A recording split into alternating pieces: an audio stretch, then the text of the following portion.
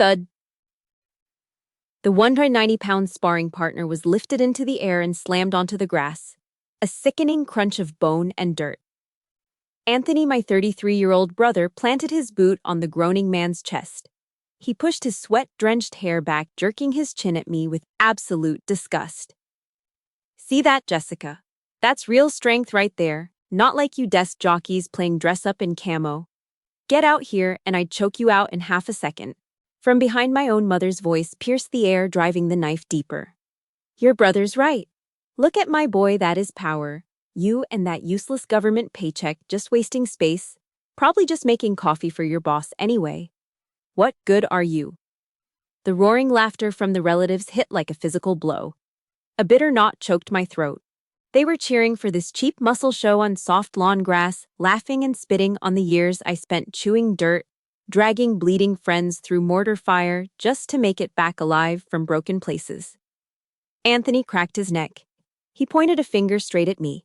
"Step up, I'll show you what absolute dominance looks like." I slowly set my water cup down. The hot afternoon wind ripped across the noisy yard, catching the edge of my faded t-shirt, brushing against the dark, jagged scar on my bicep. This meathead brother and that suffocating mother had no idea that their stupid arrogance just forced a Tier 1 operator out of the shadows. Looking dead at the 200-pound monster, I gave a cold, flat smile. One round, and in 5 seconds, when I snap your ego into the dirt, nobody in this house is going to breathe a word. But to understand why a family BBQ turned into a fight for survival and how a desk jockey could force that giant to his knees in seconds, we have to rewind. Every collapse has a starting point. 2 hours earlier, the rusted iron gate hinge screamed a high metallic shriek as I pushed it open. No cheers, no rushing hugs, just the suffocating 100-degree Texas heat and the static hum of cheap country music bleeding from a blown-out speaker. I stepped into the backyard of the foster house. My boots crunched against the dry gravel, but I might as well have been a ghost. A dozen relatives stood clumped together, hovering over a large blue cooler stuffed with melting ice and Coors Light. I slipped past folding wooden tables littered with greasy paper napkins and crushed aluminum cans. Aunt Sarah stood 2 feet away, holding a dripping red plastic cup.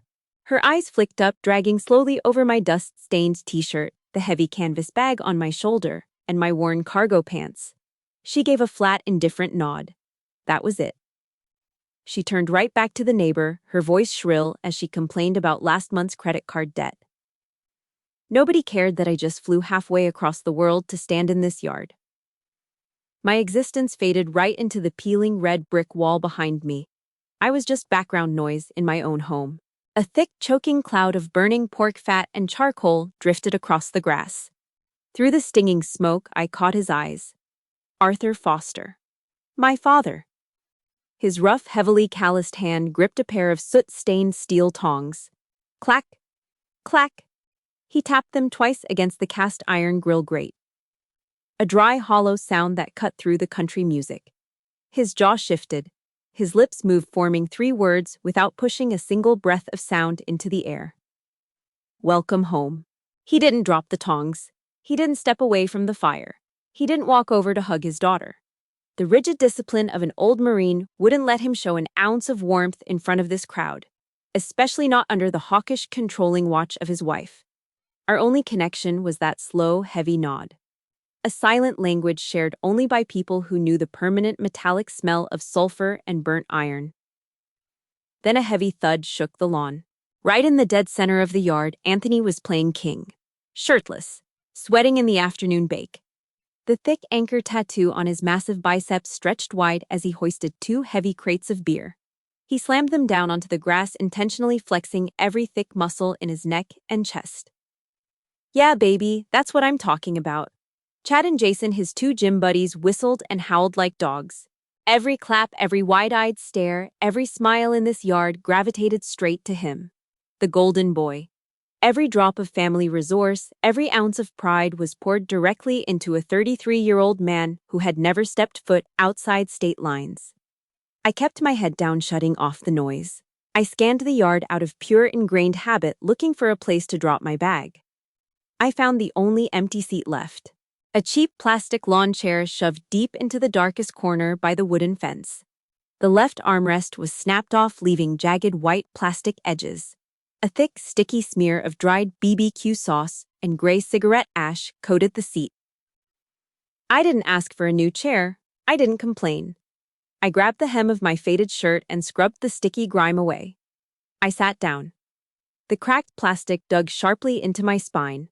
I crossed my arms tight over my chest, pulling my shoulders and locking my body into a quiet defensive block. I watched the grease pop on the grill.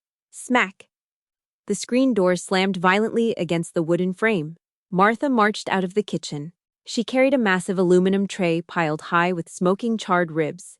She moved like a hurricane, stepping right past my broken chair. She didn't look at me, not even for a fraction of a second. She walked straight to Anthony, handing him the meat like a sacred offering. But as she turned her head, her eyes finally found my dark corner. Her lips curled into a tight, thin line. The pure judgment in her stare was absolute, freezing the suffocating Texas heat right out of the air. Pop. The sharp crack of an aluminum pull tab cut through the country music. Martha flicked the cap away and shoved a cold beer into Anthony's sweaty hand. She planted one hand firmly on her hip, her chin tilting up as she shot a heavy sideways glare toward my dark corner of the yard. Well, look who finally showed up. Her voice was thin, shrill. Government paying so little you can't even afford a decent shirt for a family party. She didn't wait for an answer. She reached out, running a hand down Anthony's massive shoulder, her face glowing with the smug pride of a woman showing off a prize horse. Look at your brother. Third place at the regional MMA amateur bracket. Bringing home real sponsorship money for his gear. That's what success looks like. My eyes didn't look at her face. They slid straight down to Anthony's left arm. The harsh Texas sun caught the heavy gold-plated rim of a thick sapphire glass sports watch strapped to his wrist. Expensive. Flashy. Right beside it, a pair of premium brand-name fighting gloves hung off his gym bag on the grass. A phantom smell hit the back of my throat. Wet dirt. The metallic tang of dry noodles crunched in pitch-black dugouts. The memory flashed a crumbled, mud-stained wire transfer receipt at an overseas post office. Hazard pay. That was 3 weeks of sleeping in the dirt. 3 weeks of saving every single dime. I sent that money straight to the hospital billing department to cover my mother's overdue medical debt.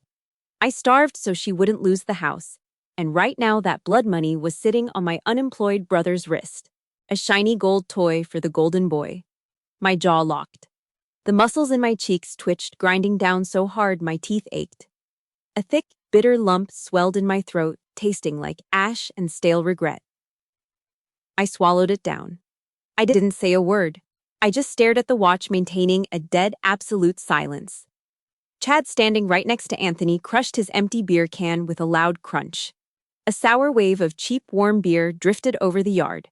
He pointed a thick, grease-stained finger straight at me, exposing a row of yellowed teeth in a braying laugh.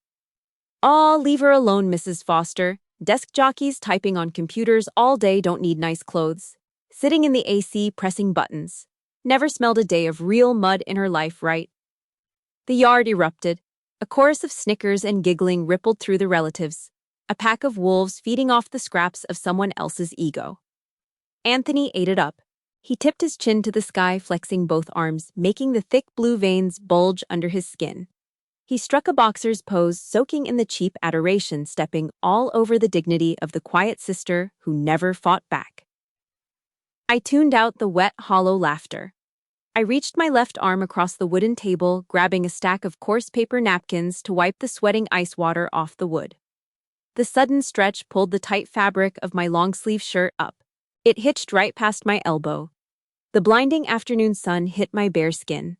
Right under the solid cut of my bicep, a massive, jagged scar stretched across the pale skin.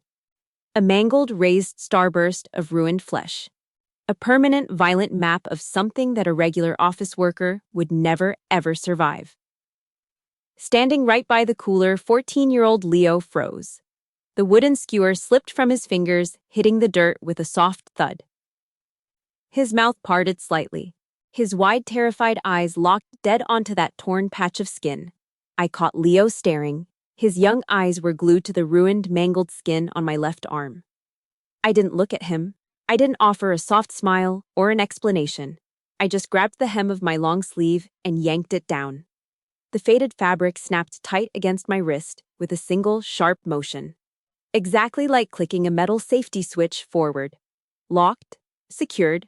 I turned my head away, ignoring the kid's pale, confused face. I placed both hands on the jagged, broken armrest of the plastic lawn chair. I pressed my fingers down. Hard. The sharp edge of the broken plastic bit deep into my thick calluses. My knuckles turned bone white. I pushed harder, welcoming the sharp, stinging pain. I needed that physical anchor.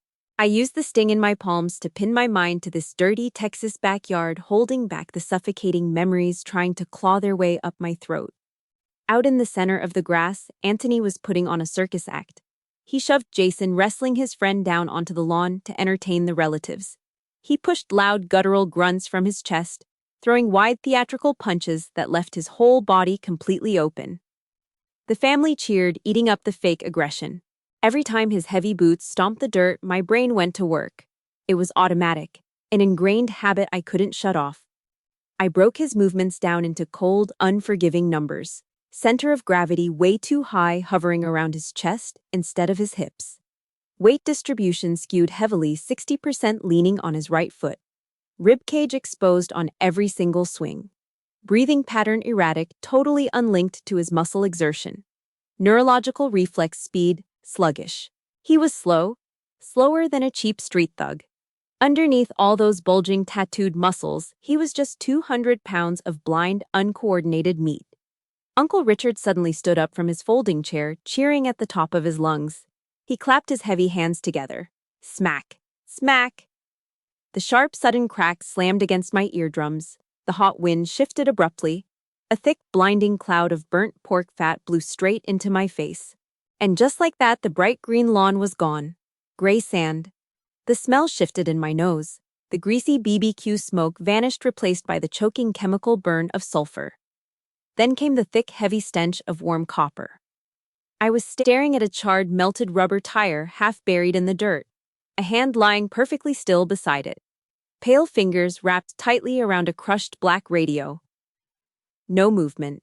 Breathe. I dug my fingernails deeper into the plastic chair until the skin nearly broke. My heart hammered a frantic, heavy rhythm against my temples, demanding oxygen. Cold sweat dripped down my spine. I forced my eyes open, blinking away the gray sand, dragging myself back to the humid afternoon.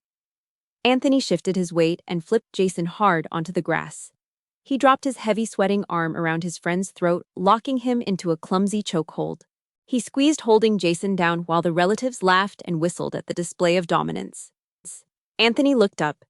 His face was flushed red with heat and cheap pride. He tilted his chin right at the dark corner of the fence where I sat alone. "See this desk, jockey?" He grunted, projecting his voice so every single person in the yard could hear. "This is real violence. Out in the real world, I squeeze once and snap a neck. I don't need to hide behind a computer screen making myself look tough. You sit in an air-conditioned office typing emails. I put people in the dirt. You wouldn't last a second out here with me." The blood in my veins stopped moving. The drumming in my temples went dead silent. My fingers slowly released their tight grip on the broken plastic chair. Patience always has an expiration date, and this loud, arrogant man had just stepped directly over a red line he could never ever afford to cross. I didn't stand up. Anger makes you sloppy. I pressed my spine hard against the plastic backrest and kept my arms tightly crossed against my chest. I refused to give them the satisfaction of a physical reaction. Instead, I locked my eyes straight onto the center of the lawn.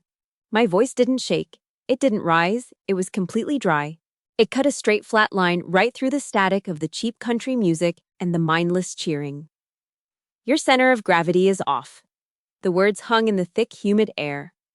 "Left knee is open at a 45-degree angle. All your weight is sitting on your toes.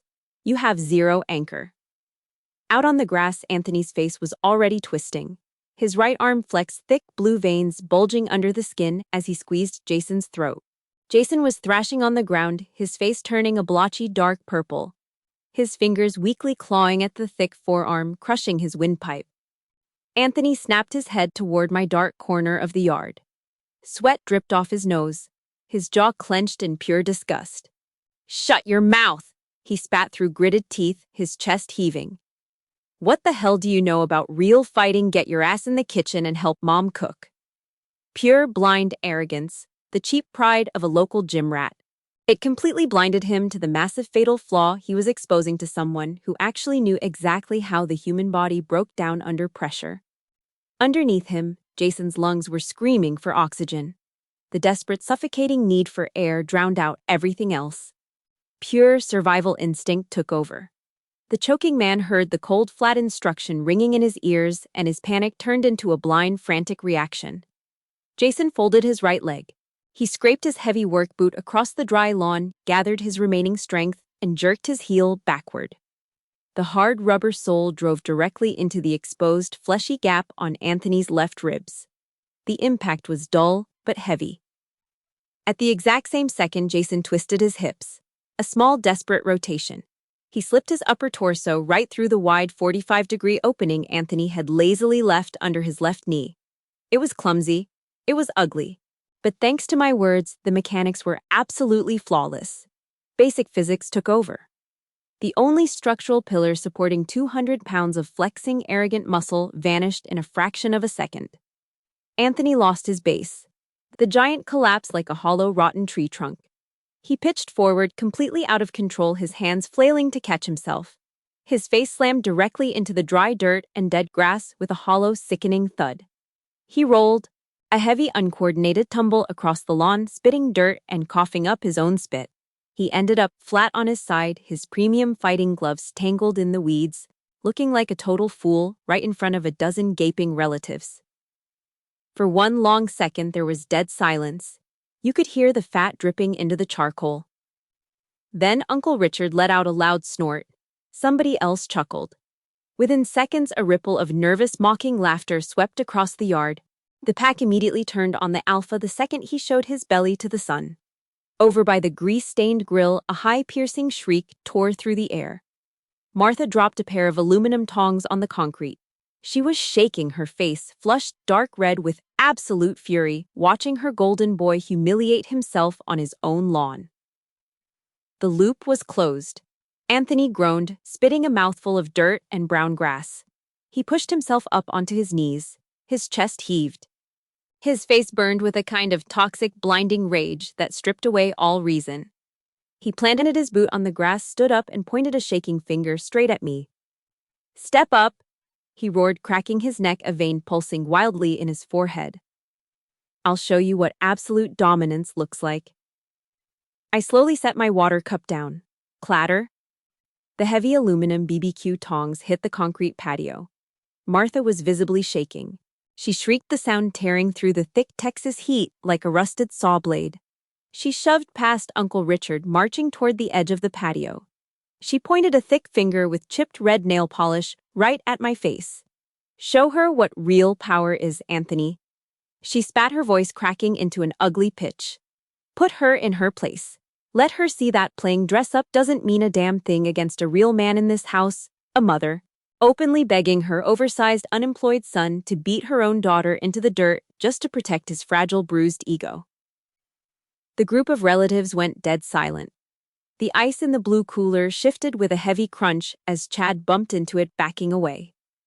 They all shuffled backward in unison, dragging their folding lawn chairs out of the way, forming a wide, uneven circle on the dying grass. I didn't yell back. I didn't flush red or defend myself. I slowly stood up. The broken plastic chair scraped backward across the gravel. The static country music from the blown speaker suddenly sounded miles away. The absolute worst thing you can do to a screaming, irrational person is give them nothing.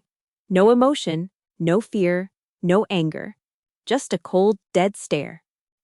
The sheer weight of that silence choked the yard. The humid air grew suffocating, thick with the smell of stale beer and burning fat. I let my eyes drag across Martha's flushed, frantic face. She swallowed hard, her hand nervously dropping to her side. Then I locked my vision onto Anthony. His eyes were bloodshot, swimming in cheap alcohol and humiliated rage. I stepped off the gravel. the worn rubber heels of my boots pressed into the soft dirt. The late afternoon sun threw my long dark shadow straight across the lawn, pinning it to Anthony's boots. My shoulders were completely square, my feet rooted into the ground like iron posts.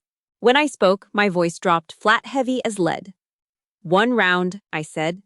"No more." Anthony wiped a thick smear of mud and sweat off his chin, breathing heavy through his nose. When I finished this joke, I continued, staring a hole right through his chest. "You and Mom are going to stand right here, and you will apologize to this uniform. Not to me. I didn't care about their respect. But they were going to choke on their own pride for spitting on the people who actually bled for them." The contract was set in stone. I know I'm not the only one who has felt this deep, suffocating betrayal from the people who are supposed to love you the most. If you've ever had a family member tear you down just to make themselves feel bigger, hit the like button and subscribe to the channel. Drop a comment below and just say, "I survived them." Let me know I'm not standing in this yard alone. Anthony let out a wet, gravelly laugh from the back of his throat. He brought his hands up and popped his knuckles. Crack, crack. "You better call the ambulance right now," he grunted, spitting onto the grass. He stepped into the center of the ring. He bounced on the balls of his feet, putting up his hands in a textbook amateur boxing guard.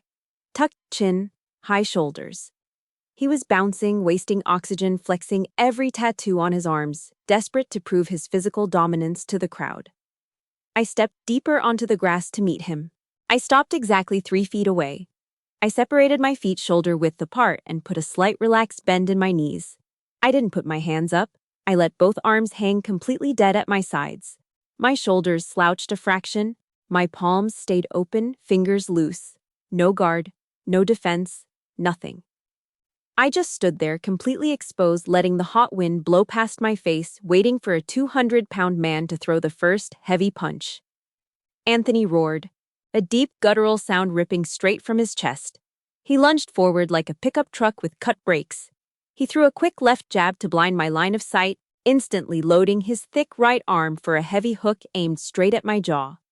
200 pounds of dead weight driving forward. Before his rough, tape-wrapped knuckles even brushed the faded fabric of my shirt, I moved. I didn't raise my arms to block. I didn't brace for impact. I simply planted my back foot and rotated my hips a fraction of an inch, slipping a half step backward. The massive right hook tore through the empty, humid air. The sheer velocity of the missed punch dragged Anthony's entire torso forward. He stumbled, his heavy boots skidding across the dead grass. He caught his balance for half a second, spitting a curse through his teeth. Realizing his punches were too slow, he pivoted hard, dropping his shoulders to wrap his thick arms around my waist. A sloppy takedown. He wanted to use his massive weight advantage to pin me into the dirt. I didn't resist his momentum. I stepped diagonally to the outside of his left leg. As he rushed past, I pressed the flat palm of my right hand lightly against the back of his shoulder. I didn't push. I just guided him. I used his own 200 pounds of blind rushing momentum to pitch him slightly forward at a sharp downward angle. His center of gravity completely vanished. Anthony slammed face first into the lawn. The impact knocked a heavy grunt out of his lungs. He scrambled up, his face smeared with brown dirt and green stains. The crowd of relatives surrounding the yard fell dead silent. No whistles, no cheering, just the heavy dragging sound of his boots tearing up the yard. 3rd time, 4th time. Every time he hauled himself up, swinging wild, frantic punches, I faded out of his reach. I slipped past his swinging fists like a ghost moving through a crowded room. He punched, he grabbed, he kicked. His knuckles hit nothing but hot Texas air. 4 times he lunged. 4 times he tripped over his own clumsy rage and crashed into the dirt. The lawn was completely torn up, chunks of sod and mud scattered everywhere. I hadn't thrown a single punch. I hadn't even closed my fists. The 29-year-old sister he just called a useless desk jockey hadn't touched him once. That was the ultimate crushing insult. I knew exactly how to dismantle a human body. And I was refusing to even use that skill on him. He wasn't worth the calories. Anthony dropped to one knee. He was panting hard, his wide chest heaving up and down. Sweat poured off his forehead, soaking his bare torso, dripping down the thick anchor tattoo. He stared at the dirt. Pure, unfiltered panic bled into his bloodshot eyes. He couldn't understand what was happening. The loud, obnoxious BBQ was now completely mute. Nobody moved. Nobody drank their beer. I stood exactly 3 feet away from him. My breathing was slow and steady, identical to the rhythm I had while sitting in the plastic chair drinking water. I looked down at the massive shaking man kneeling in the mud. I didn't raise my voice. I didn't need to. "You're not fighting me," I said, the words falling flat and cold in the suffocating silence. "You're fighting your own weight and your own ego, and they are both incredibly fragile. Desperation has a very distinct smell. It smells like sour sweat and blind panic." Anthony hit rock bottom. Stripped of his fake tough guy persona in front of his mother, his friends, and half the neighborhood, he snapped. He let out a ragged, ugly roar, the sound of a trapped, injured animal. He dug his heavy boots deep into the ruined grass, loading every last drop of his 200 pounds into a blind, reckless charge. He threw a massive right hook, a desperate looping haymaker aimed straight for my temple. It was the punch of a man trying to buy back his fractured manhood in a single, violent swing. The heavy fist ripped through the hot air. This time, I didn't step back. I didn't fade away. I stepped directly inside the arc of his swing. Before his fist could even cross the midline of my face, my left hand shot up. A hard, diagonal parry. I smacked his forearm outward, completely shattering his angle of attack. The heavy punch sailed harmlessly past my ear. In the exact same fraction of a second, my right hand clamped down hard on his sweat-slicked wrist. My fingers locked around his joint like a vice grip. He didn't even have time to blink. I rotated my hips inward, spinning tightly against his chest, sliding my left arm deep under his armpit. I twisted his thick arm sharply behind his own back, locking it into a severe, unnatural angle. Leverage, pure, unforgiving physics. I drove the hard rubber heel of my boot violently into the soft crease behind his left knee. At the exact same moment, I dropped my body weight and pushed down hard on his exposed shoulder.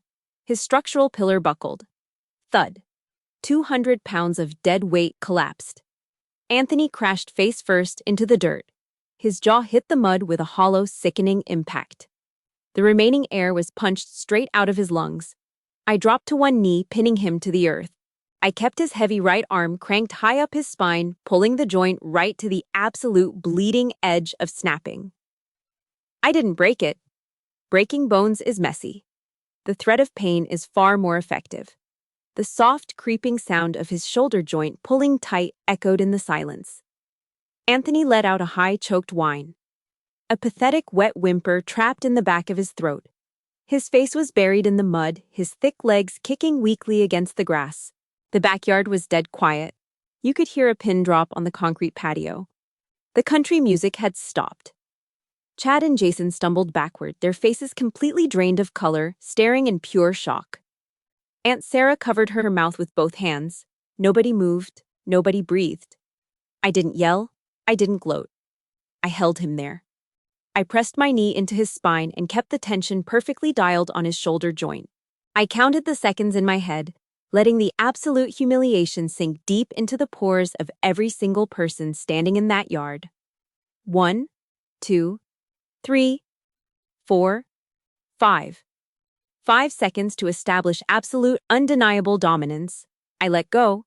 I stood up, slowly stepping away from the heavy, groaning mass of meat on the grass. I didn't even look at him. I looked down at my cargo pants, casually brushing a few stray blades of dead grass off my thigh. I treated the golden boy of the Foster family exactly like a piece of trash I had just stepped over. I left him there in the dirt, waiting for the dead silence of the yard to shatter. The silence in the yard was heavy, suffocating. Someone had reached over and unplugged the radio. The only sound left in the stifling Texas heat was the dry rustle of dead grass as Anthony slowly pushed himself up. He stayed on his knees, his chin tucked tight to his chest, refusing to look up.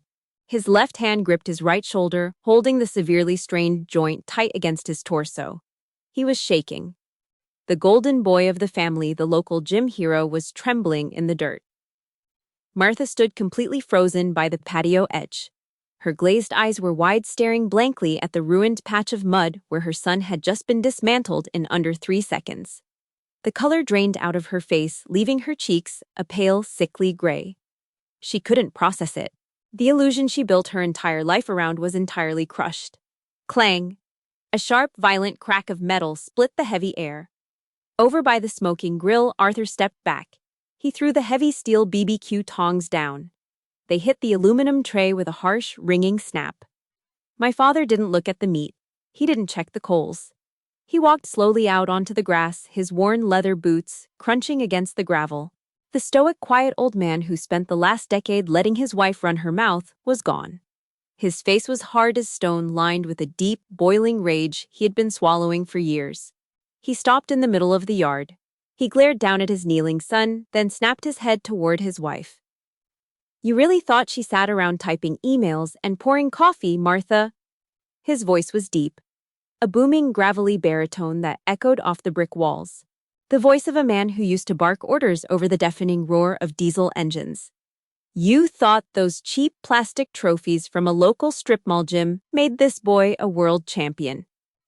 He pointed a calloused finger down at Anthony, disgust dripping from every word. "Jessica is Tier 1, Intelligence Support Activity. She works in the absolute dark. The places she's been sent to, the people she's had to look in the eye. This little amateur tough guy act you put on. It's a joke to them, Anthony. You're playing a game. She does this for a living." The crowd of relatives gaped. Chad and Jason kept their heads down, staring hard at the toes of their boots. Uncle Richard slowly nodded, his arms crossed, a look of absolute silent respect settling over his face. Martha stumbled backward. Her heel hit the concrete edge of the patio. She grabbed the wooden railing, her jaw hanging slightly open, completely out of words. The reality of who her daughter actually was finally slammed into her narrow, sheltered world. Arthur didn't look at his wife anymore. He turned his back on the crowd and walked straight up to me. He didn't offer a weak apology for their behavior. He didn't try to hug away the years of isolation. He just reached out his rough, soot-stained hand and clamped it down heavy and hard on my right shoulder. "Welcome home, my hero," he said. "It takes a long time for the truth to finally break through the lies in a toxic family. If you've ever had to wait for someone to finally see your worth and stand up for you, please hit the like button and subscribe to the channel. Drop a comment below and tell me, the truth always comes out. It helps me know you're listening." The words hit the yard like a shockwave.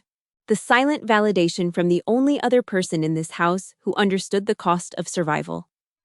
I didn't smile. I didn't soften my posture. I just looked past my father's shoulder, staring directly at the broken man still kneeling in the dirt, waiting for him to honor the contract. The fallout was immediate. The blunt, heavy truth dropped by Arthur Foster completely shattered whatever cheap pride this family had left. Martha's face flushed a deep, humiliating crimson. The thick layers of makeup couldn't hide the absolute shame radiating off her skin. She couldn't bring herself to look me in the eye, not even for a split second. The loud, arrogant mother who just screamed for my blood was gone. She turned her head, staring at the concrete patio, and took heavy, dragging steps back into the dark kitchen. The screen door clicked shut. She didn't say a single word. She just hid. The rest of the yard followed suit. Chad and Jason backed away, keeping their eyes glued to the dirt, too embarrassed to even check on their friend. The relatives who had been laughing and howling 5 minutes ago suddenly found their shoes incredibly interesting. They shuffled backward, melting away from the center of the lawn. Only little Leo didn't look away. He stood by the blue cooler, staring at me with absolute wide-eyed awe. Out on the grass, Anthony finally forced himself up. His heavy boots dragged across the torn-up dirt. He stumbled, leaning heavily to his left, his right arm pressed tightly against his ribs. All those bulging, tattooed muscles. All that gym-built bulk. It couldn't hide how incredibly small and pathetic he looked right now. The alpha male of the backyard, entirely broken in body and spirit. He shuffled forward until he was standing exactly 3 feet in front of me. He dropped his chin. His chest heaved, pulling in jagged, shallow breaths. His bottom lip was split and swelling fast, a dark smear of dried mud caked across his cheek. "Jessica!" He forced the word out. His voice was tiny. It cracked in his throat, completely stripped of that deep, arrogant rumble. He swallowed hard, squeezing his eyes shut. I'm sorry. I apologized to the uniform. I didn't know." The contract was fulfilled. the golden boy stepped on his own ego and crushed it in front of the entire family. I looked dead into his bloodshot eyes. I didn't yell. I didn't take the opportunity to scream about the years of neglect, the bad food, or the money he stole from my blood pay.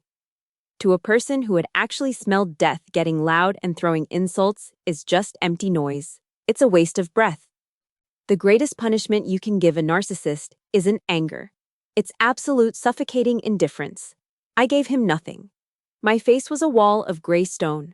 I let my eyes drag slowly over his ruined, muddy face, sweeping over him with the cold, detached pity you give a stray dog in the rain. I let the silence stretch, making him choke on the heavy, awkward air. Then I looked right past him. I turned my back on the golden boy, completely ignoring his existence. I walked away, my boots crunching a steady rhythm on the gravel, heading straight toward the smoking grill where my father was waiting. I walked away from the center of the yard. The gravel crunched heavy and steady under my boots. I didn't look back at the man kneeling in the dirt. Every step I took felt lighter, shedding decades of suffocating garbage this family had piled on my shoulders. Arthur was waiting by the smoking grill.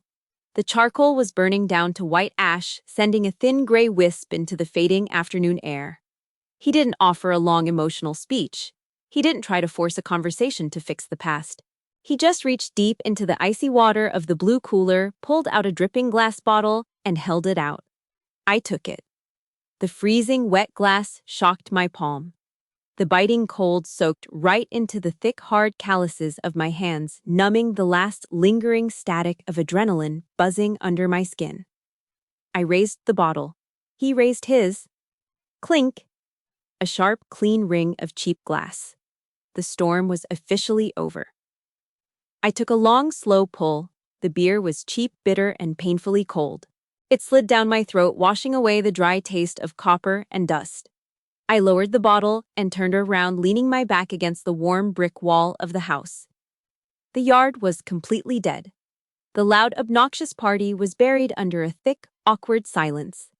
The smell of sour, spilled beer and burnt fat still hung over the grass, a gross reminder of the circus that had just collapsed. Chad and Jason were already slipping out the side gate, entirely abandoning their gym buddy without a backward glance. Aunt Sarah was staring intensely at her dead phone screen. The rest of the relatives were pretending to be busy clearing paper plates, avoiding eye contact at all costs. Violence is a blunt instrument. It solves the immediate physical problem standing in front of you.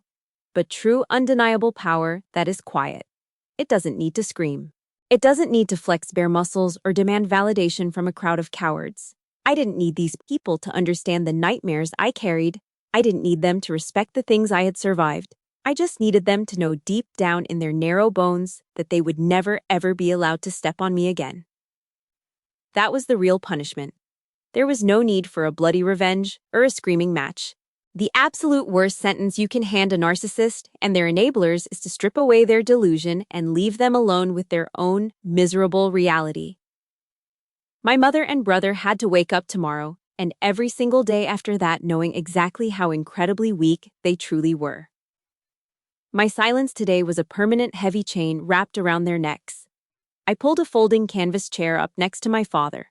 The worn fabric dipped under my weight. We sat together side by side, perfectly still. Two heavy weathered rocks anchoring a broken shoreline. The oppressive Texas heat finally began to break.